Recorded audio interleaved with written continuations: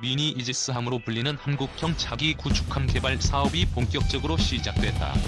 방위사업청은 KDDX 기본 설계 사업에 대한 입찰 공고를 냈다고 29일 밝혔다. 6,000톤급인 KDDX는 4,200톤급 한국형 구축함보다는 크고 해군 기동부대의 추전력인 7,600톤급 이지스 구축함보다는 작아 미니 이지스함으로 불린다. 방사청은 KDDX는 특히 순수 국내 기술을 기반으로 개발되는 전투체계가 탑재되는 첫 구축함이라며 전투체계는 구축함의 무장 통제, 위상 배열 레이더, 전투 관리 등의 체계를 의미하는 것이라고 설명했다. KDXX에는 단도탄 탐지, 추적 및 대공전, 대함전, 대지전 등의 임무 수행에 필요한 전투 체계가 탑재될 예정이다. 방사청 관계자는 KDDX 사업은 해군 핵심 전력으로 운용할 전투함을 확보하는 것이라며 그동안 축적된 국내 선박 건조 기술과 무기 개발 기술을 집대성해 독자적 한국형 구축함을 개발하는 사업이라고 말했다.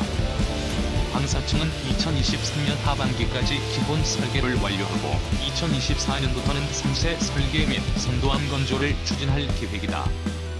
2. 미니 이지스함 한국형 구축함, 전투체계 국내 개발 본격화. 6,000톤급의 미니 이지스함인 한국형 자기 구축함에 탑재될 국산 전투체계 개발이 본격화된다. KDDX는 순수 국내 기술로 개발된 전투체계를 탑재하는 첫 구축함이 될 예정이다. 방위사업청은 27일 제126회 방위사업추진위원회 회의를 열어 한국형 구축함 전투체계 체계 개발 기본계획을 심의, 의결했다고 밝혔다. 한국형 구축함 전투체계 사업은 탄도탄 탐지, 추적 및 대공전, 대함전, 대지전 등의 임무 수행에 필요한 전투체계를 국내 연구 개발로 확보하는 사업이다. 전투체계는 구축함의 무장 통제, 위상 배열 레이더, 전투 관리 등의 체계를 의미한다. KDDX 전투체계 사업은 올해 4분기 중 계약이 체결될 예정이다.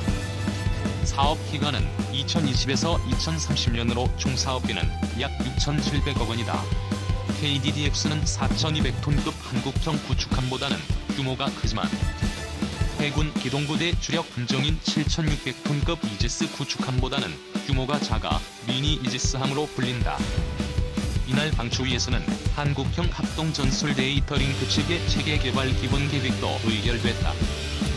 한국형 합동 전술 데이터 링크 체계 사업은 지회공이 무기체계 간 위치, 표적, 위협 등의 전술 정보를 실시간으로 공유하고 전파할 수 있는 체계를 국내 연구 개발로 확보하는 사업이다.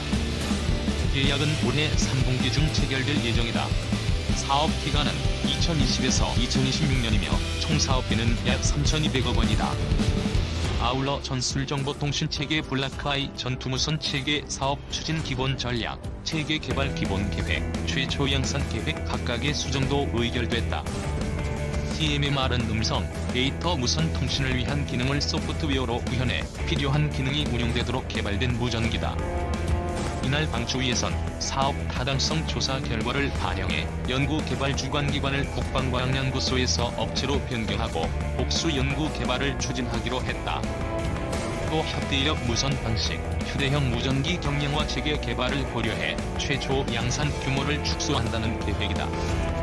사업 기간은 2020에서 2025년으로 총 사업비는 1조 2천억 원이다. 3. 북 3년여 만에 잠수함 발사 탄도미사일 시험 발사한 듯. 북한이 2일 오전 발사한 미상의 발사체는 북극성 계열의 잠수함 발사 탄도미사일로 추정된다고 합동참모본부가 밝혔다. 합참은 우리 군은 오늘 오전 7시 11분경 북한이 강원도 원산 북동쪽 해상에서 동쪽으로 발사한 미상의 탄도미사일 한 발을 포착했다며 이번에 발사한 탄도미사일은 북극성 계열로 추정된다고 밝혔다. 이 미사일의 최대 비행고도는 910여 킬로미터, 거리는 약 450킬로미터로 탐지됐다. 청와대 국가안전보장회의에서도 북한의 이번 미사일에 대해 SLBM을 시험했을 가능성이 있다고 분석했다. 이 탄도미사일이 비행 도중 단분리가 됐을 가능성도 제기되고 있다. 합참은 추가적인 재원은 한미 정보당국이 정밀 분석 중에 있다며 우리 군은 추가 발사에 대비하여 관련 동향을 감시하면서 대비 태세를 유지하고 있다고 말했다. 또 이러한 북한의 긴장을 고조시키는 행위는 한반도 긴장 완화 노력에 도움이 되지 않으며 즉각 중단할 것을 재차 촉구한다고 밝혔다. 북한이 SLBM으로 보이는 탄도미사일을 시험 발사한 건 3년여 만이다. 북한은 2016년 8월 24일 동해상에서 SLBM인 북극성 -1형 시험 발사에 성공했으며 이 미사일은 약 500km를 비행했다. 이후 북한은 성능을 개량한 북극성 -3형도 개발한 것으로 알려졌다.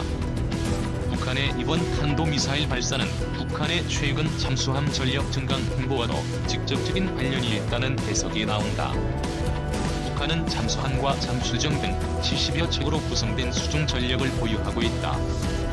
북한의 잠수함정 전력은 로미오급 잠수함 20여 척, 상어급 잠수함 40여 척, 연어급 잠수정 10여 척 등이며 최근에는 SLBM 탑재가 가능한 신포급 잠수함을 건조하고 있다. 북한이 SLBM 탑재가 가능한 잠수함을 건조해온 정황은 그동안 꾸준히 포착돼 왔다. 북한은 지난 7월에도 김정은 북한 국무위원장이 새로 건조된 잠수함을 시찰하는 모습을 관영 매체를 통해 공개했다. 전문가들을 이를 두고 북한이 SLBM을 여러 발 발사할 수 있는 신포급 잠수함보다 큰 신형 잠수함을 건조하고 있다는 관측을 제기해왔다. 4. 북한 단거리 탄도미사일 추정 2발 동해로 발사 240km 비행. 북한이 2일 단거리 탄도미사일로 추정되는 발사체 2발을 동해상으로 발사했다.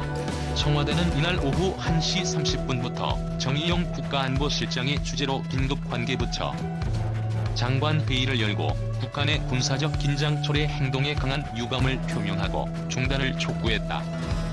합동참모본부는 오늘 낮 12시 37분께 원산 인근에서 동해 북동 방향으로 발사된 단거리 발사체 2발을 포착했다고 밝혔다.